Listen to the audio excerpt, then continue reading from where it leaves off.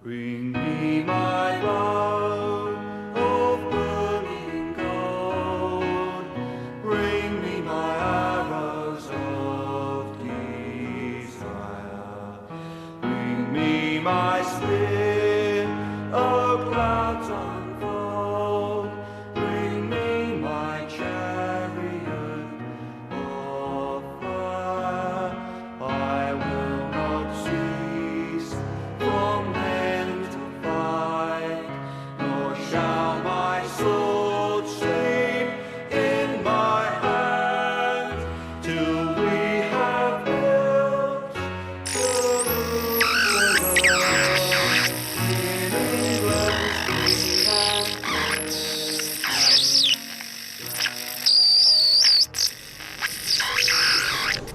Aviso a los señores pasajeros del vuelo EasyJet Airlines 3032 con destino Londres Stansted.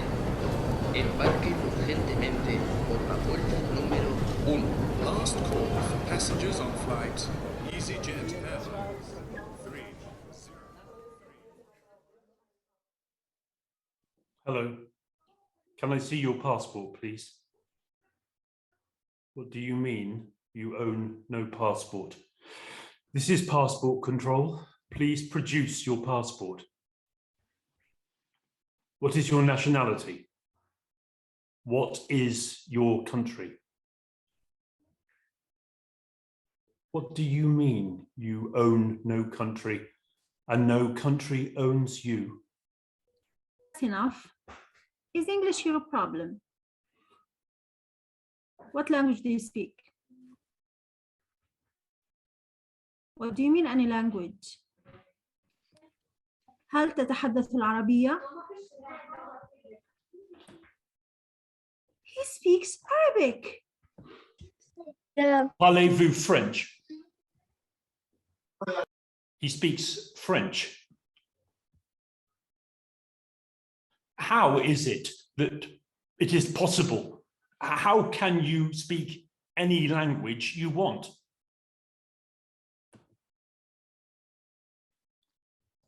你会说中文吗？ He even speaks Chinese. Kia Urdu bol sakte hain.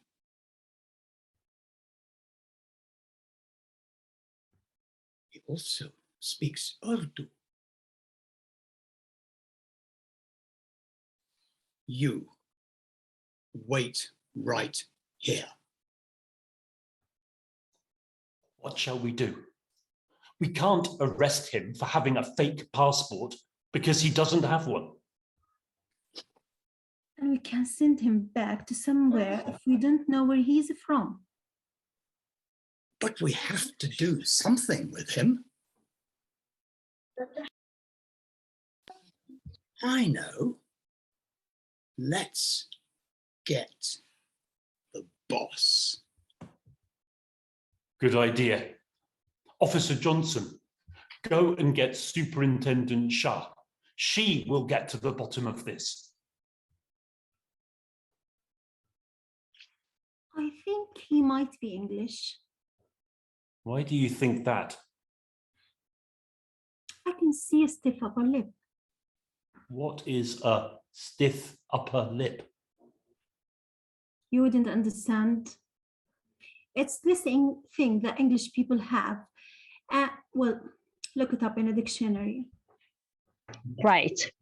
I think you've wasted enough of my officer's time. We have laws in our country, and one of the laws state that upon arrival, you must produce your passport. Do you understand? Well, if you understand, give me your passport now.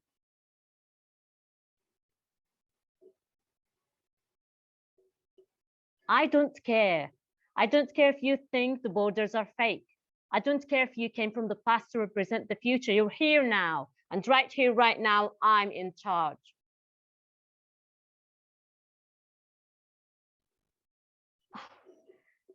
You really are crazy. You're dreaming of a better world. You think the youth are the future. What's your family name? Being, your family name is Being. Interesting. And what's your first name? Human. Well, listen, Mr. Human Being, you're under arrest for dreaming without a passport. Take him away.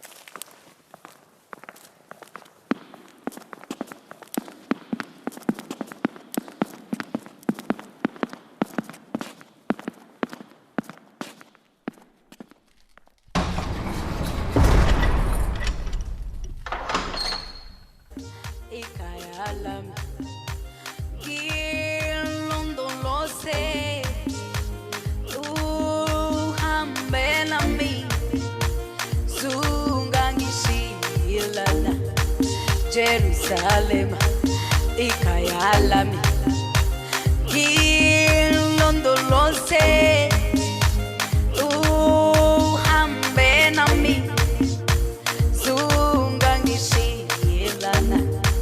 Dawo yami ayikholana buso wami awukholana kunololose suhambe nami dawo yami ayikholana buso wami awukholana kulondolose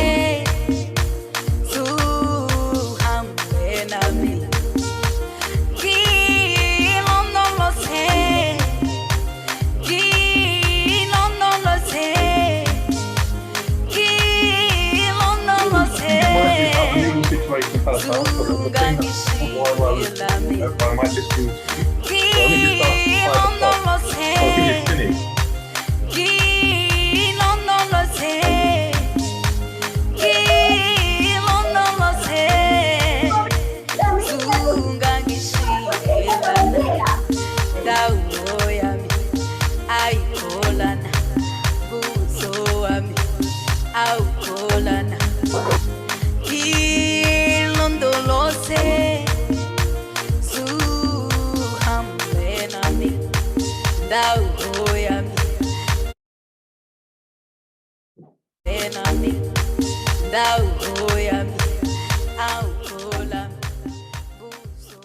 That was fantastic. The premiere of a Benjamin Zephaniah play. How do you feel? That was amazing. Brilliant. Beautiful. Oh, amazing. Fantastic. Well, have we got, please turn on your cameras, turn on your microphones and say what you'd like to say about that play. That's the first time that play's ever been performed. Is Benjamin here? He's the host now. Oh, Yeah, there he is. can you see me? Yeah. Yeah, spotlighted. Hello, everybody. Hello, Benjamin. It's nice to be seen. Thank you for writing that brilliant play, and thank you for coming and having a look and watching it. Was it how you thought it would be when you wrote it?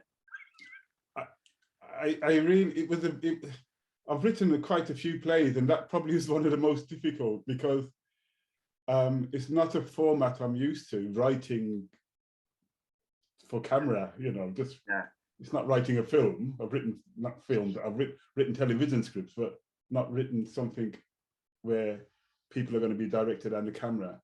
And usually when I write, I tend to, you know, especially when it's going to be put on, meet the actors, go to workshops and things like that. So watching it just a moment ago, it's quite emotional, you know. It's just like, I don't usually get so emotional over my own work. But that was, and I love the little touches that the airplane and things like that, which I didn't put in, which you guys put in. So it was beautiful to watch, and I think it was even more profound because of the way it was performed. Yeah. Well, of course, when you wrote it, lockdown theatre, what we call lockdown theatre, where you've got one student per camera, that didn't even exist as an art form. It was like remote theatre, everyone acting to the same camera. Right. But because and that's kind of how I imagined it at first. Yeah. But yeah. So the actors who performed in it, one was in Spain, one was in the UK, and two were in Gaza. Wow. And in fact, one who's in Spain, who was supposed to play Officer Shiblak, unfortunately has COVID at the moment, and she's quite ill. And she told me this morning she wouldn't be able to act in it. So David stepped in at the last minute. Oh, thank you. Well done. To perform that. So special thank you to David. Yeah, so and it's an international premiere as well. Brilliant. No, it's yeah, it was a beautiful, deep moment. I mean, I wrote the play because I have this fascination with history. I wasn't very well educated, but I just love history, and I love the history that's not about the kings and the queens, and there's a history about normal people. And when you forget about the kings and the queens and deal with normal people, you find that we have a brilliant ability to get on with each other. It's when people come and they start making these fake borders. If you look at most of the borders in Africa, they're completely fake. They don't represent the people at all. They're drawn up by these colonizers with no respect to families and tribes and even the landscape. And and the same thing even in Europe after what they call the Second World War, the way that Europe was carved up, a lot of it really doesn't make sense. And I've been to Palestine now 3 times, and I used to hear these stories when I talked to the old people of how people used to get on and talk and help each other at festivals and things like this. And through my interest in history, I've learned of times when there were no borders, there were no passports, people just traveled. And so I just wanted to remind people that we are human beings, especially now in Britain, we have what some people call a refugee crisis. Refugees coming on boats to our country, and a lot of them dying in the water on the way here. And they're trying to flee situations that sometimes we created when you think about Afghanistan and Iraq. But also as international people, what we're doing to the environment, a lot of them are environmental refugees, they've got no water or they've been flooded. I mean, the river goes from one extreme to the other. So it is quite natural actually for human beings to move and find friendships with other people. So in my humble opinion, there is not such a thing as an illegal immigrant, but there are hundreds of illegal borders. They are all illegal. They all do not represent the human family. My family is from Jamaica and Barbados. I was born in England. I have the right to live in Palestine. It doesn't matter if you believe in God or not. Who made this artificial border? Who stopped me from communicating with my people? So that's what the play was trying to speak to, that we are all human beings, all the borders are fake. We were not born with passports. When I came out of my mother's womb, I didn't come with a passport. I just came with my mother. And it's a bit of a dream, but I do believe that one day we're going to realize that our nationalities are only important because people stop us from being who we are, and people have drawn these borders. And when we get to understand that we are human beings, that is the real revolution. That is when the borders really come down. Yeah. I've been asked to admit somebody, so I'll just admit them because I'm the host, I'm the boss. You're in charge of everything now. Yeah. So from just saying that there shouldn't be any controls, you've now taken complete control of everything. You're in charge of the Hands Up project now, Benjamin. Well, you know, yeah, I don't like power. My full name is Benjamin Obadiah Iqbal Zephaniah. My name is Jewish, Muslim, and Christian. You know, I have the hair of a Rasta and a Hindu. A lot of people say I should run the United Nations, but the truth is, it means that I get stopped at every border. For some reason, you know, they always look, why have you got a Muslim component in your name? Why have you got a Jewish component? You know, there's always something that somebody wants to pick on me for. And with everything that I've gone through in life and I've reached this age, you know, I'm an anarchist. I don't really believe in governments, just like I don't believe in borders. But one of the interesting things I find about people who are given, or people who seek power, are exactly the kind of people that shouldn't have it. You know, so once I get a little bit of power, I want to just give it away.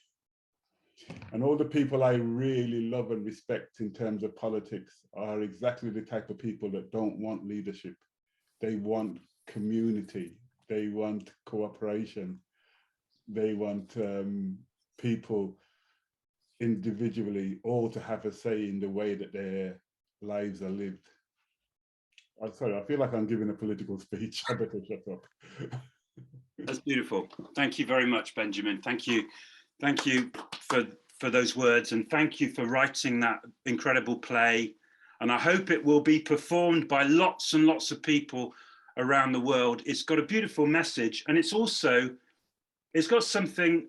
When I first read it, I was really intrigued by the idea of having the main character not speaking and not being seen at all. And I think that's a really clever technique. And it's something that is pure remote theatre. I mean, you can't really do it in face-to-face theatre. It's really kind of captured the essence of the genre. So thank you very much for that. I have to tell you something, a confession. When I wrote it, I read it and I thought, what am I going to call it? I was going to call it Welcome to Earth. And then I thought, I've heard that before somewhere. See, I've heard that before somewhere, and I realized. And I thought, well, okay, I'll improvise the title. But they both make sense. It could have been called Welcome to Earth. Yeah. Because if an alien came down and looked at the way our borders are and the things we call ourselves, they would be shocked. Why are you doing this? Yeah. You know, you're separating yourselves on colors and religions and countries, and you're making all these divisions. I mean, there is a theory that if we were attacked from outer space, then we would become one people suddenly. Yeah. If we had a real threat to everybody, we would forget all this stuff and get on with being humans. Yeah.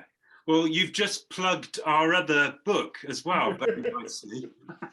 So Welcome to Earth is the name of a play in this book, and it's exactly the idea. It's like a group of aliens land on Earth, and they decide, you know, they look at all the problems and they have to make a decision about whether they're going to stay or whether they're going to leave, and they decide to stay and make it a better place. Yeah. So it's interesting that, you know, the position that Palestinians are in now, and this is why I kind of got involved in the Palestinian struggle, is because my obsession was to deal with apartheid when I was young, you know, and I was involved in the anti-apartheid movement in Britain. And when I used to talk to the South African exiles that I knew in England, they were all desperately just trying to be human, you know, in the country of their birth. That's all they wanted to be.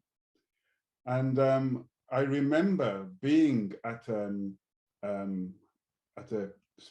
doing a speech with some people, and we were talking about apartheid.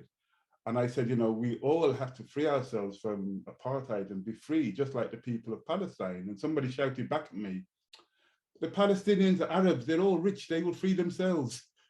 And I thought, what? You know, and then it's a bit of a long story, I won't go into it, but then I visited Palestine to write a book comparing, if you like, apartheid in South Africa with what was going on in Palestine. And it was called Rasta Time in Palestine, small publication published at the first Antifada. That was my first visit there. and it had a really profound effect on me. But it comes down to people, regardless of their borders, regardless of whether they call Palestinians or South Africans or East Timorians or whatever, just wanting to be human beings in the place of their birth. I will shut up now.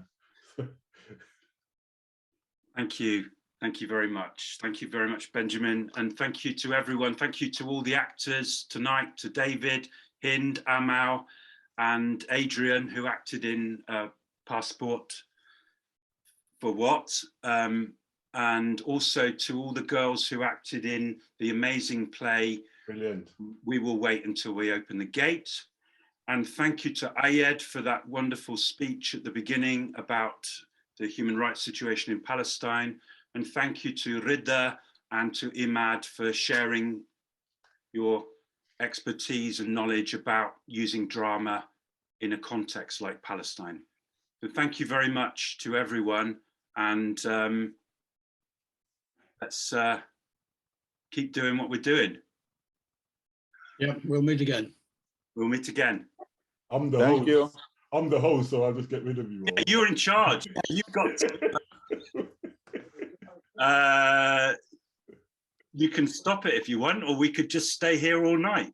No, I've got to go and see my mother. She thinks I'm a naughty boy.